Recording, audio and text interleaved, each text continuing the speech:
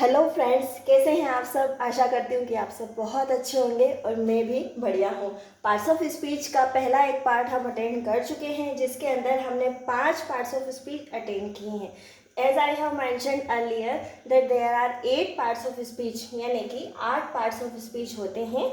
8 में से हम 5 अटेंड कर चुके हैं, जो कि थे noun, pronoun, verb, adjective and adverb. ये 5 हम अटेंड कर चुके हैं। आई होप आपने वो वीडियो देखा होगा और आपने इंटरटेन करते हुए सीखा भी होगा।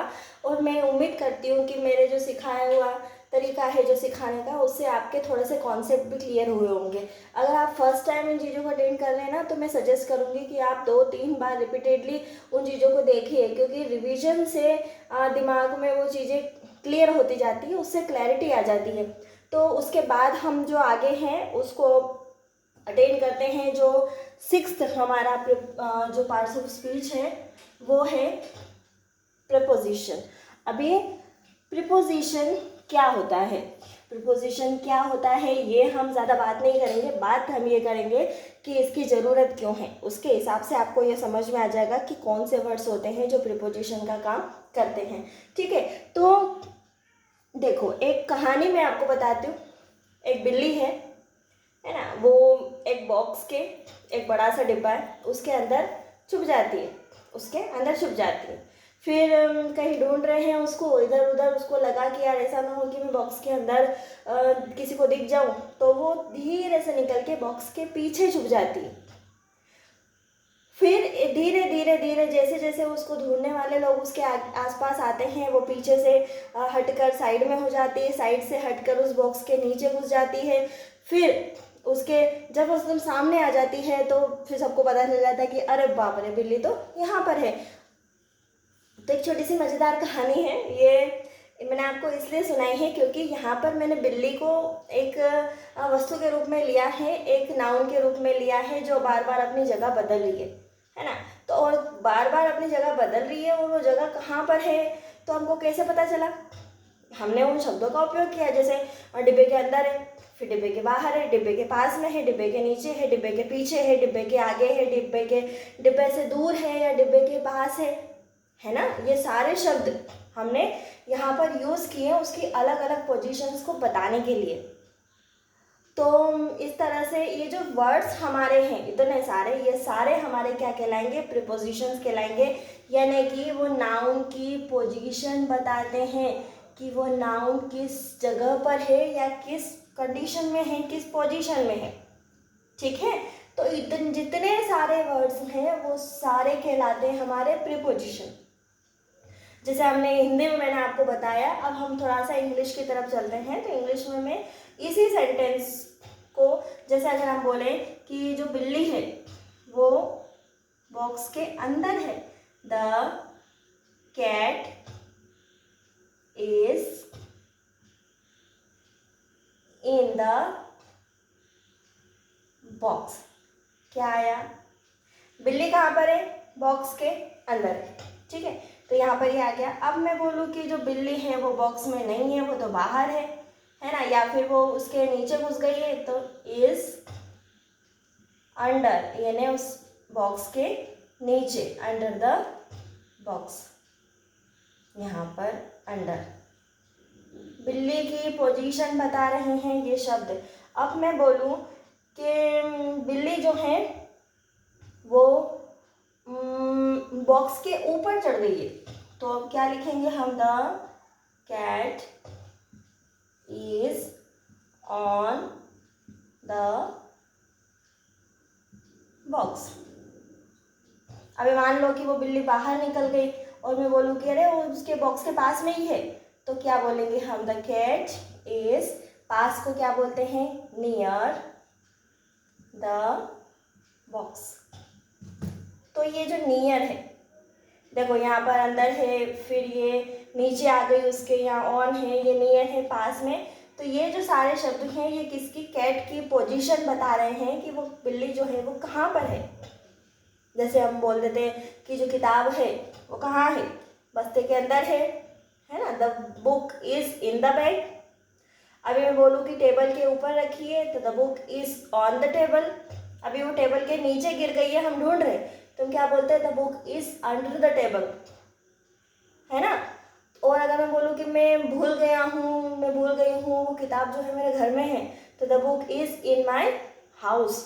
ठीक है, तो ये जो वर्ड्स हैं, जो मेरी बुक की या मेरी केट की पोजीशन बता रहे हैं, उसकी स्थिति बता रहे हैं, उसकी जगह बता रहे हैं, वो सारे वर्ड्स हमारे क्या कहलाएंगे, प्रीपोजिशंस कहलाएंगे। और इंग्लिश में ये बहुत सारे होते हैं, कई तरह के होते हैं। कभी कभी मात्रा बताने के लिए भी, जैसे कि पानी की बॉटल है, हाँ, तो पानी की बॉटल है तो उसके अंदर कितना पानी है, वो पानी की मात्रा, उसकी स्थिति भी बताएगा। जैसे कि the bottle is full of water, पानी से पूरी भरी हुई है ना, तो फुल जो है वो हमारा प्रीपोजिशन हो गया। फिर अगर मैं बोलूँ कि द बॉटल इज एम्प्टी, तो खाली हो गई है, तो भी वो उसकी स्थिति बता रहा है। There is little water in the bottle, थोड़ा सा पानी है ना। There is no water in the bottle, पानी नहीं है बिल्कुल। तो ये जो इतने जो हमने पानी की जो मात्रा बताने के लिए जो शब्द उपयोग किए हैं, वो भी हमारे प्रीपोजिशंस कहलाते हैं। यानी कि वो उस नाउन के बारे में बताएंगे कि उसकी स्थिति, उसकी कंडीशन या उसकी पोजीशन क्या है।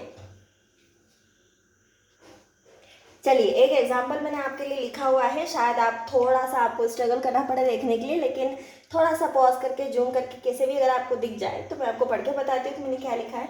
The farmer is sitting under the tree, जो फार्मर है वो ट्री के नीचे बैठा हुआ है। अब आप मुझे ये बताइए कि इस सेंटेंस में प्रीपोजिशन कौन सा शब्द है। द फार्मर नहीं, इज नहीं, सिटिंग नहीं, अंडर, हाँ अंडर, क्योंकि ये फार्मर की पोजीशन बता रहा है कि वो कहाँ बैठा है, पेड़ के नीचे बैठा है। ठीक है, तो ये अंडर क्या होगा, हमारा प्रीपोजिशन होगा। आई होप आपको प्रीपोजिशन समझ में आए होंगे। इंग्लिश में बहुत सारे प्रीपोजिशन होते हैं, कभी हम डिटेल्ड वीडियो उसकी बनाएंगे, तब आप मेरे से ट्यून रहिएगा।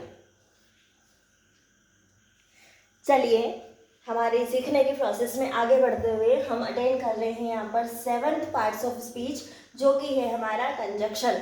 अभी कंजक्शन क्या होता है वो हटाओ अलग। सबसे पहले आप ये वर्ड देखो, कंजक्ट। कंजक्ट करने का मतलब होता है जोड़ना। ठीक है, तो बस अगर इतना समझ में आ गया ना, अगर इतना याद रह गया ना लाइफ टाइम, तो आपको कभी भी कंजक्शंस को ढूंढने में या उनको पॉइंट आउट करने में प्रॉब्लम नहीं होगी कि इस सेंटेंस में कौन सा वर्ड कंजक्शन है। क्योंकि जो शब्द जोड़ने का काम कर रहा है, भले वो दो शब्दों को जोड़ रहा हो, दो फ्रेजेस को, यानी कि छोटे छोटे जो उपवाक्य होते हैं उनको जोड़ने का काम कर रहा है, या दो वाक्यों को जोड़ने का काम कर रहा है, दो परिस्थितियों को, दो सिचुएशंस को, कहीं पर भी अगर जोड़ने का काम हो रहा है, तो वो जोड़ने वाले जो शब्द हैं वो क्या कहलाएंगे, हमारे कंजक्शन कहलाएंगे। जैसा कि इसका नाम ही रखा है इसके मम्मी पापा ने। ठीक है, तो गुण के आधार पर कभी माँ बाप भी नाम रख देते हैं। तो कंजक्शन ये इसीलिए पढ़ा है कि ये जो है ये जोड़ने का काम करेगा। अब आप बताओ कि जोड़ने का काम कैसे करेगा। अभी जैसे है कि मैं आपको एक एग्जांपल दूं, राम श्याम, ये दोनों बाजार जा रहे हैं, या फिर ये स्कूल जा रहे हैं, या गार्डन में खेल रहे हैं, तो ये राम है और ये श्याम। अब इन दोनों को जोड़ना पड़ेगा कि नहीं, क्योंकि दोनों जो है वो एक साथ में कुछ काम कर रहे हैं। तो हम इन दोनों शब्दों को कैसे जोड़ते हैं, एंड, राम और श्याम, राम और श्याम। तो ये जो एंड शब्द है ये क्या होगा, हमारा कंजक्शन होगा।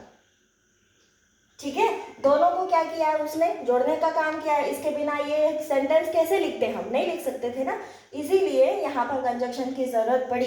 तो ये जो एंड शब्द है हमारा कंजक्शन कहलाएगा। जैसे अगला सेंटेंस में लिखूं, I am sick, so I can't go to school. मैं बीमार हूँ, आई एम सिक, इसलिए मैं स्कूल नहीं जा सकता।